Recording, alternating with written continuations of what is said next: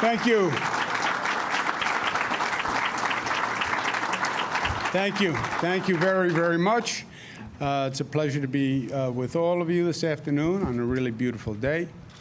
Tom Prendergast, thank you very much for that presentation. I'd like to chat about that and a few other things, but before we begin, we got some really bad news yesterday that affects many people in this room. Many people have been in the political governmental world. A terrible accident on the LIE, as you know, yesterday, which was really one of the horrendous accidents of all time. One of the people who lost his life was a fellow named Scott Martella. Scott Martella, 27 years old, worked for me as the Suffolk representative. So an event like this, he would have been preparing, just one of the really beautiful human beings in life. 27 years old, he was with his fiancée. They did absolutely nothing wrong. The car came from the other side of the road, went into the median, the car was launched, hit his car. Other people were killed, other people were injured. He was in the car with his fiancée. She was injured, but apparently they were non-life-threatening injuries. But just a really extraordinarily talented, young, beautiful person who was trying to do the right thing. I have kids who are not much younger than he is. And I spoke to his parents yesterday, and just sometimes there are no words. You know, if you don't believe in God and you don't believe in destiny, it's a madness. So let's take a moment of silence for Scott Martella and all the people who were lost on the Long Island Expressway yesterday.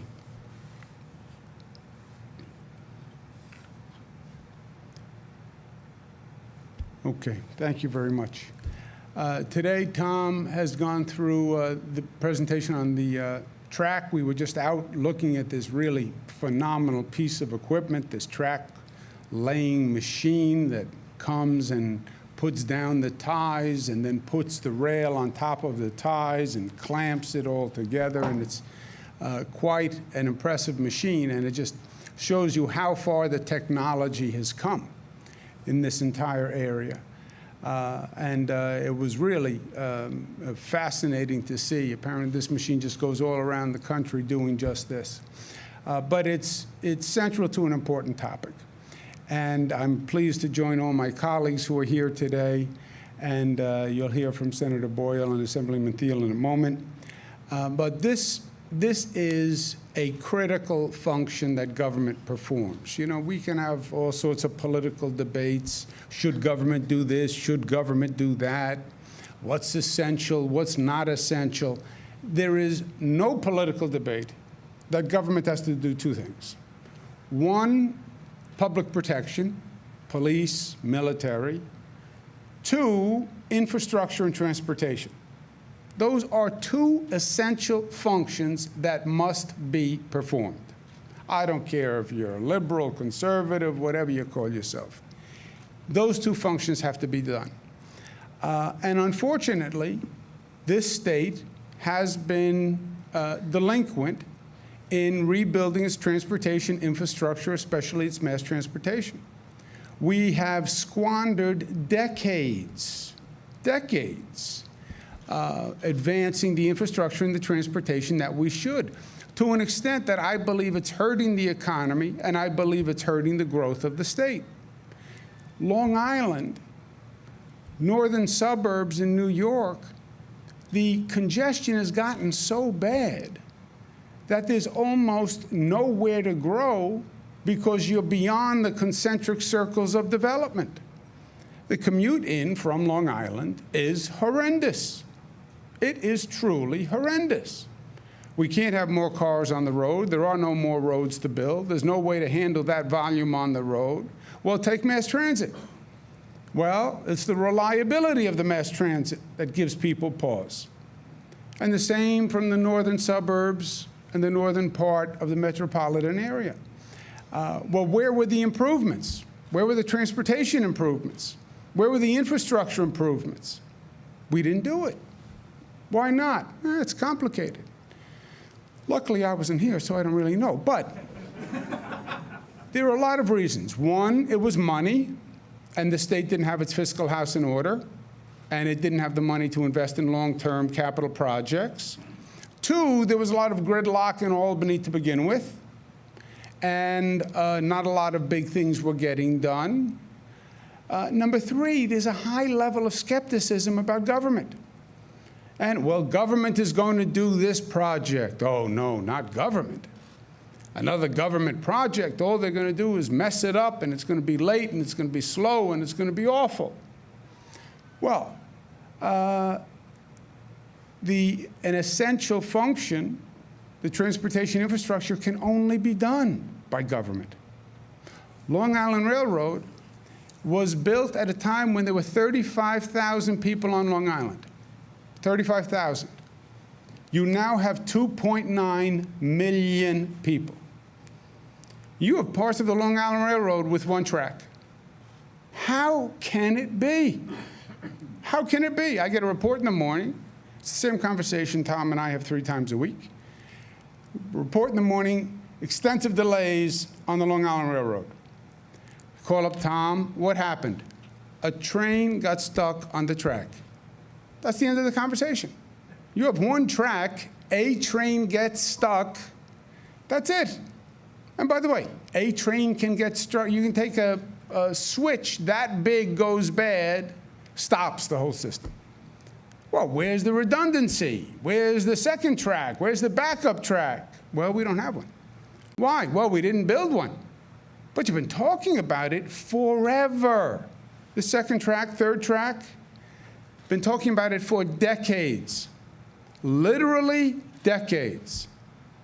And it's not just the Long Island Railroad. Go to LaGuardia Airport. Vice President Biden, God bless him, he tells the truth, Vice President Biden. He says what is on his mind, smart, not smart. He's going to say what's on his mind. He had that quote about LaGuardia Airport. If you were blindfolded and you landed in LaGuardia and they took off the blindfold, you would think you were in a third world country.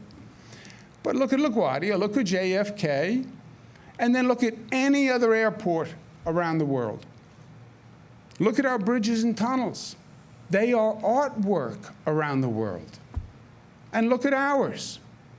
We have lost literally decades, and it has hurt us. What we're trying to do now is make up for the loss. Make up for the loss. Invest heavily, but invest smartly. $27 billion, largest capital investment in the history of MTA. Largest capital investment in the history of the MTA.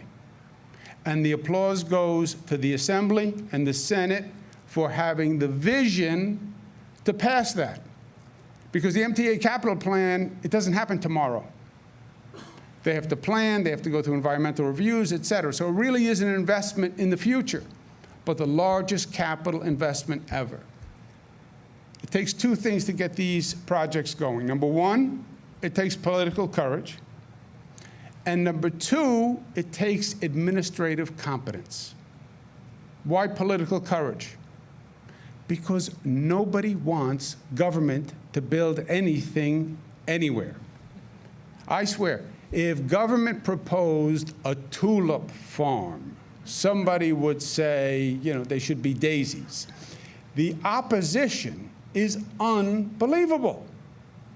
And in politics, the last thing you want is opposition. Why? Because that's bad medicine when you're in the political business, right? Old Sicilian expression, friends come and go, enemies accumulate. You don't want a lot of enemies when you're in politics. So if there's any community opposition, you see the project die immediately. And a project of this scale, second track or the third track, there has to be opposition. Why? It's loud, it's noisy, I don't want the machines, I don't want the dust, I don't want the noise, I don't want it. I don't want it coming near my house, I don't need it. And that has stopped progress on the Long Island Railroad, and by the way, projects all across the state and nation that should have been done. So, number 1 is political courage. And we have said that we are doing the second track, and we are doing the third track. And I understand there is political opposition, but you will suffocate Long Island if you don't do this. You will strangle the growth of Long Island. It will ultimately hurt the property values.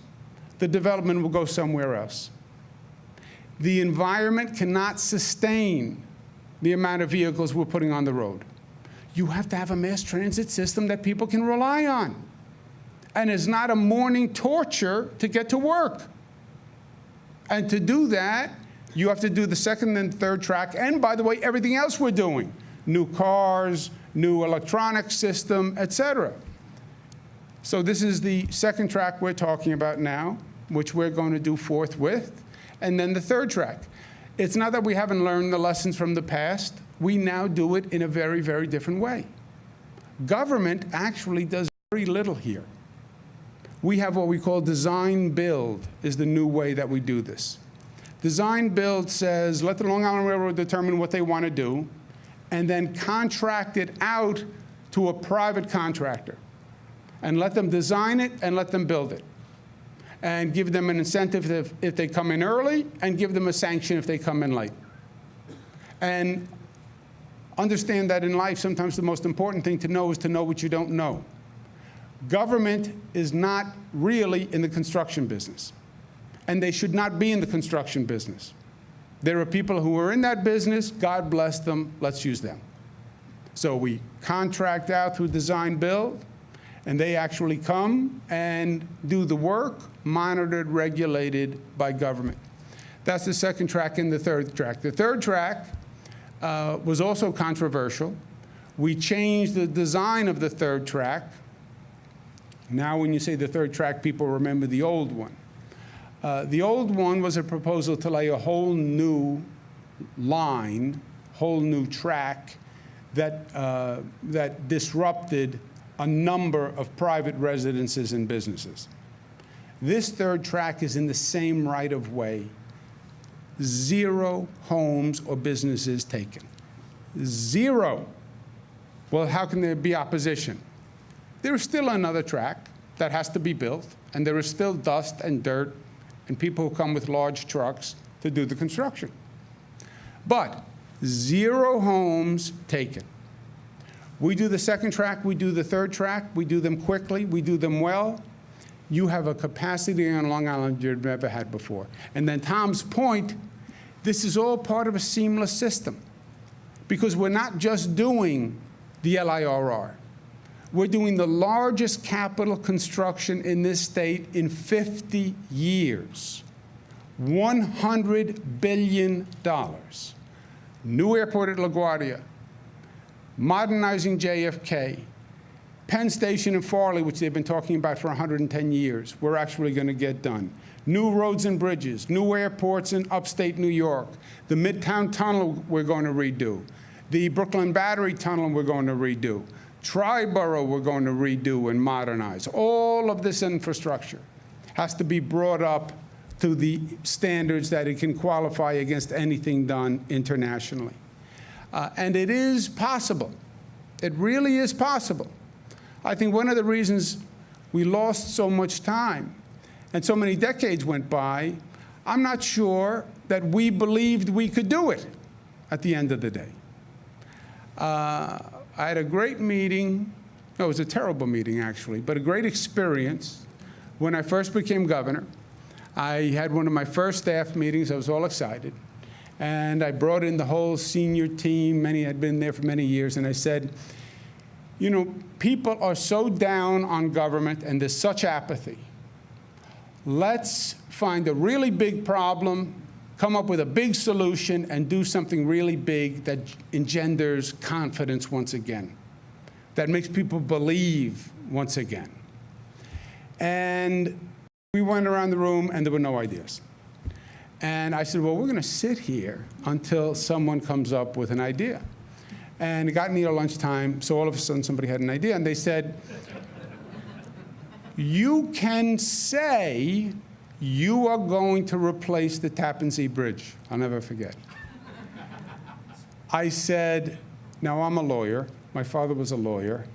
Language matters. even language at the breakfast table, every word my father used to listen to. I said, I can say we're going to replace the Tappan Zee Bridge. Does that mean we're going to replace the Tappan Zee Bridge? He said, oh, no, you can't replace the Tappan Zee Bridge. But you can say you're going to replace the Tappan Zee Bridge. I said, what does that mean? He said, well, every governor comes and says they're going to replace the Tappan Zee Bridge. And then it doesn't happen, but you know, they're working, and you can say you're going to replace the Tappan Zee Bridge, and that's a big thing. I said, but that's exactly the problem. I don't want to go say I'm going to replace the Tappan Zee Bridge, and then nothing happens. And that feeds the apathy and the disgust and the incompetence. I said, by the way, why can't we replace the Tappan Zee Bridge? They said, oh, no, you can't replace the Tappan Zee Bridge. It goes over the Hudson River. There are a lot of environmental groups. If you drop a hammer in the water, you're going to get sued. You'd have to do an environmental impact statement. It would never happen. But you can say. And I say, hey, that's not what made New York, New York. We built the tallest buildings in the world. We built the longest bridges, and then came back and built the longest bridges again. 60-mile aqueduct just to get water to New York City. Everything we did was the biggest, the boldest, hundreds of miles of subways. Everything about us defies limitation. And that's what we did. Everywhere you go. Robert Moses on Long Island, Jones Beach, 14 feet of fill. 14 feet of fill for the entire distance of Long Beach. Imagine that. The entire Jones Beach, all fill. And then built a monument on top of it. I said, we have to be able to build a bridge. And you know what? We met every day. We are building a Tappan Zee Bridge, and it's coming out of the water, and it's beautiful. Design, build. We had an international competition. Companies came in, largest crane in the world. We had to pick the color, fine. It's beautiful, it's coming out, $1 billion under the estimated cost. It's on time. And you know what it says? Yes, we can. Yes, we can. We did it once, and we can do it again. And we have to get that spirit back. We're going to do these 2 tracks. And it's not just the tracks, it's increased reliability, it's a reverse commute, it's a more reliable commute, and then it's going to connect to a new LaGuardia airport where you will be able to take the Long Island Railroad to LaGuardia. You'll never have to get in your car. LIRR right to LaGuardia. LIRR East Side access, which we're expediting, you can take it to the east side of Manhattan. You don't have to go to the west side of Manhattan and then take another train or another bus. So it's part of a new, seamless infrastructure transportation system. And it's going to happen, and it's going to happen right, and it's going to happen on time. And it's going to restore not just our ability to grow and to prosper. It's going to restore our ability in us. And government is us at the end of the day.